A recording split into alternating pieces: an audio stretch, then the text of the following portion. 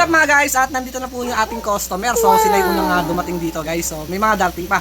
So ayan, tatanungin natin si Bossing kung taga saan pala sila Bossing. Bossing, taga saan pala tayo Bossing? Taga ano po kami? 13, Hogo Perez. Yun. So bago hindi kayo mag-aalaga, ngayon lang talaga. Oo, ngayon lang. So ayan, kumbaga nakita nyo lang din na talagang parang naging, parang gusto nyo rin mag-alaga. Oo, naka-interest talaga ako kasi na-introduce yan sa akin ng katrabaho ko eh. Ayun. Sa'yo din bumili yun. Yun! Sa akin din pala mo Kaya, yun.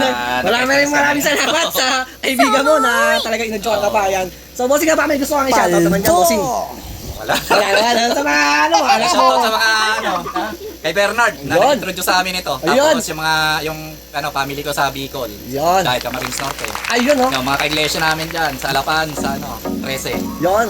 Oh, so bilhin na rin daw kayo. Sabi Bili na rin kayo. So ayan boss, maraming salamat. Sana pagpatuloy mo yan, huwag kang susuko kung ano man mangyari sa mga alaga natin. Talagang pagsubok lang yan na dumarating. At kung sakaling may katanungan ka, kung talagang hindi mo pa alam, so mag-chat ka lang sa akin para may turo ko sa iyo yung tamang pag-aalaga. Ayan. Pero ngayon, tuturo ko na rin bago umalis. So ayan boss, maraming salamat. So ganito na yung video namin. Ayan, so yun nakuha nila bossing, nandito na. Kumuha si bossing pala lang. Water plant na rin. Ayan, talagang subok na malinis at walang insekto. Ayan guys, at meron na rin siya kinuha dito ng ELC.